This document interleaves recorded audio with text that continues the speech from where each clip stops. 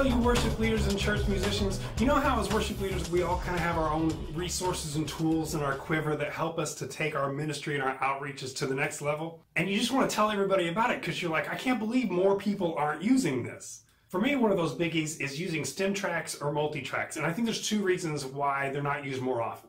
One is that if you're not familiar with the term stem track or multi-track, then it can sound like this kind of really high-techy niche kind of thing that's out of your league. And number two, it can sound like something that only big churches use and it's not for smaller churches. So I just wanted to take a minute to kind of share why I like using stem and multi-tracks and how they benefit the worship ministry at my church. First off, if we haven't met before, my name is Shawn Thomas and I'm a worship leader and Christian recording artist based in South Florida. And secondly, let me just try to define real quickly what the heck stem tracks and multi-tracks are. Okay, so stem tracks and multi-tracks are synonymous. So you might see posts or videos about how to use stem tracks or how to use multi-tracks. They're talking about the same thing. Essentially, they're just fancy accompaniment tracks. So you remember back in the day when we had to buy cassettes or CDs of accompaniment tracks, and they would have the demo version and then they would have the performance version without the voice, and maybe they would be in 3 different keys. Okay, same idea here. Multi-tracks are a resource for providing background music, but the big difference here is the added flexibility that prevents the sound of canned music. Just like you needed a CD player or a cassette player to play your accompaniment tracks, to play multi-tracks, you'll need a piece of software on your computer or on your laptop or on your tablet.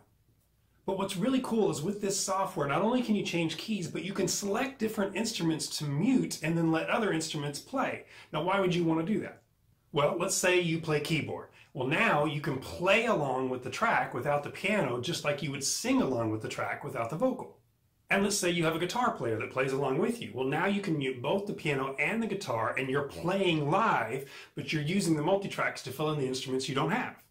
And this can keep on going. So if you have a small praise band, you can mute all the instruments that you have, but leave the ones you don't in, and it gives your band a more full sound while keeping the live sound and feel.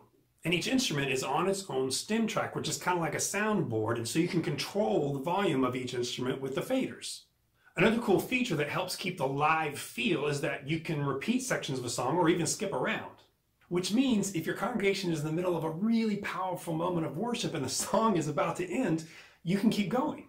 Just repeat a chorus or a bridge or play a section with instruments only and have a time of prayer.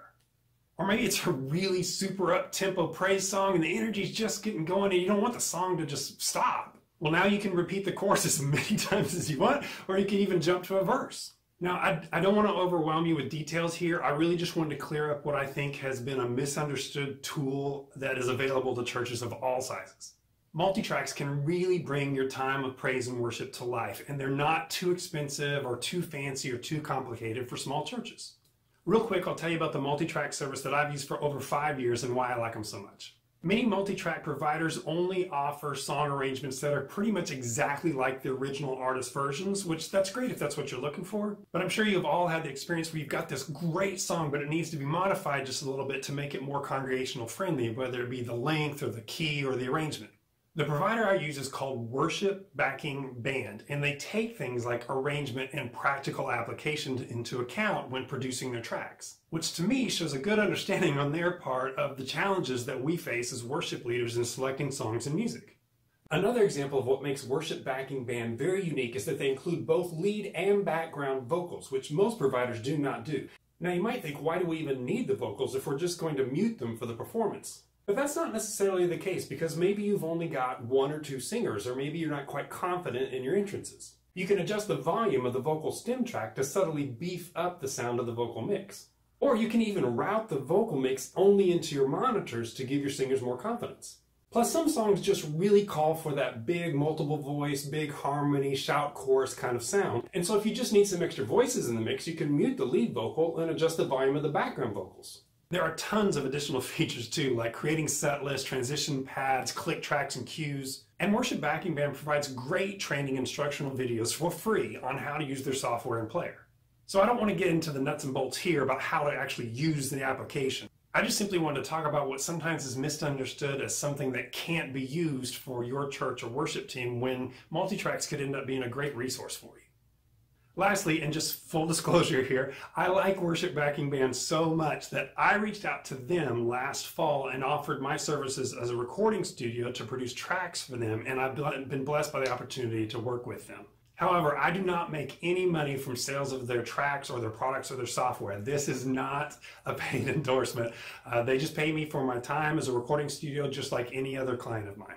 It's just that I've been in conversations with other worship leaders before about using multi-tracks, and I've heard their confusion about how to use them and what they're for. So I just wanted to make this video real quick just to explain what stem tracks and multi-tracks are, and then of course include how I personally use them, which means sharing my recommendation of worship backing band.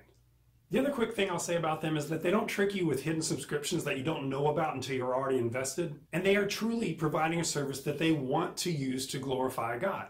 They're part of a larger organization called Music Academy, which offers lessons and training for church musicians and even some sound and tech training if you're interested in that. So quick wrap up. MultiTracks and stem tracks are just super cool accompaniment tracks that you can use with your worship team in lots of different ways to enhance the sound of your music and bring even more excellence to the worship experience for your church. They're very reasonably priced, and they can be used with the simplest tech setup to the most complicated. So if you've heard these terms, stem tracks and multi-tracks before, and you just didn't know what they were talking about, I hope this video helps simplify things a little more for you.